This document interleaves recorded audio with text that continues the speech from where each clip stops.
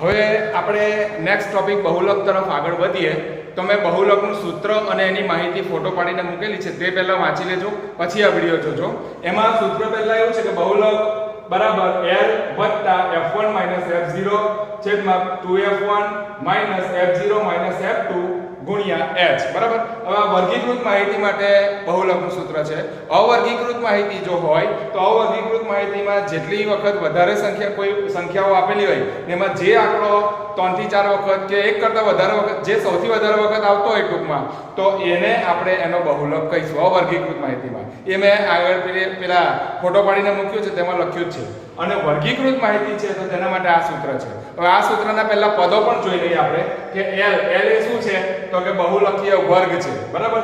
પછી F1 એટલે કે બહુલકીય વર્ગની આવૃત્તિ, F0 એટલે બહુલકીય વર્ગની આગળના વર્ગની આવૃત્તિ, F2 એટલે બહુલકીય વર્ગની પાછળના વર્ગની આવૃત્તિ, અને h એ શું છે આપણી વર્ગ લંબાઈ. આ બધું મેં આગળ પેલો ફોટો પાડીને મૂક્યો છે એમાં લખેલું છે.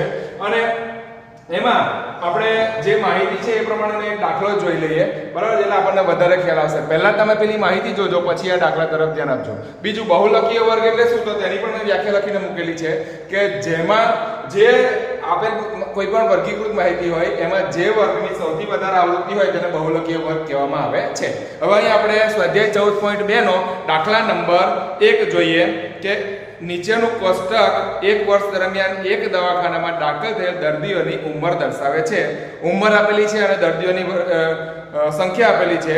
તો માહિતીનો બહુલક શોધો અને મધ્યક શોધો. અહીં મેં બહુલક શોધીને આપું છું, મધ્યક પેલા આગળના દાખલા પ્રમાણે તમારે જાતે હોમવર્ક તરીકે શોધવાનો રહેશે. હવે જો બહુલક માટે ખાલી આ બે આપણને જે માહિતી આપેલી રકમની અંદર તે જ વસ્તુ જોઈએ છે. ઉંમર તો 5 થી 15, 15 થી 25, 25 થી 35, 35 થી 45, 45 થી 55 અને 55 થી 65 આટલી આપેલી છે. એમાં દર્દીઓની સંખ્યા 6, 11, 21, 23, 14 અને 5 આ પ્રમાણે આપેલી છે. બરાબર. હવે આમાં સૌથી પહેલા બહુલક માટે આપણે બહુલકીય વર્ગ જોઈએ. તો મેં કીધું પ્રમાણે બહુલકીય વર્ગ કોને કહીશું તો કે જેની આવૃત્તિ સૌથી વધારે હોય તેને આપણે બહુલકીય વર્ગ કહીશું. તો અહીંયા આ બધામાં 23 એ સૌથી વધારે છે એટલે આ આખો આપણો બહુલકીય વર્ગ થશે. તો એના પર મેં આપણી સમજ માટે ચોરસ બોક્સ બનાવી દીધું છે, તમારે પણ બનાવી દેવાનું આપણી સમજ માટે. બરાબર છે. ચાલો હવે આપણે બહુલકના સૂત્ર પ્રમાણે જે માહિતી જોઈએ તે પહેલી લખી દઈએ. L તો L એ શું છે બહુલકીય વર્ગની અધઃ સીમા. એ મેં ફોટો પાડીને મોકલું છે, એમાં બધું છે, તમે ધ્યાનથી જોજો અને એટલે પછી આ વિડિયોમાં વધારે સમજ પડશે. L એ બહુલકીય વર્ગની અધઃ સીમા. તો અધઃ સીમા કેટલી છે? અહીંયા બહુલકીય વર્ગ કયો છે? 35 થી 45. એની અધઃ સીમા કેટલી છે? 35. તો એ મેં લખી દીધી. ચાલો F1 એટલે કે બહુલકીય વર્ગની આવૃત્તિ તો કેટલી છે? 23. F0 એટલે બહુલકીય વર્ગની આગળના વર્ગની આવૃત્તિ તો કેટલી છે? 21.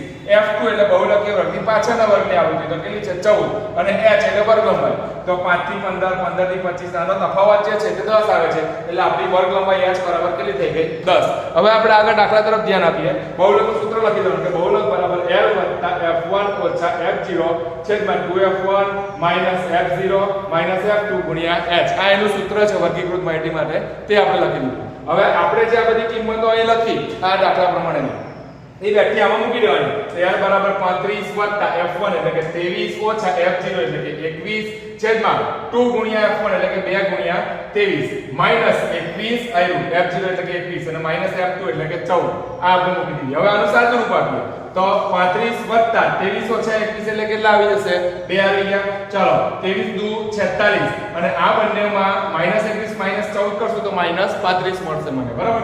એટલે મેં લખી દીધા. હવે આગળ 35 વત્તા અહીં 2 એના છે 2 ગુણ્યા 10 આ h ના અંદર ગુણી કાઢીશું એટલે 2 ગુણ્યા 10 એટલે અહીંયા આવી ગયા 20 અને 46 ઓછા 35 એટલે કેટલા આવ્યા? 11. હવે 20 ભાગ્યા 11 કરશો તો 1.81 જવાબ આવશે તમારો. એટલે અહીં મારી પાસે હશે 35 વત્તા 1.81 એટલે બહુલક મારો આ બંનેનો સરવાળો કરી દઈશ તો બહુલક થશે મારો 36.81. બરાબર. એટલે છેલ્લા વાક્યમાં તમે એવું લખી શકો કે આમ દર્દીઓની સંખ્યા માટે બહુલક બરાબર 36.81 મળે છે.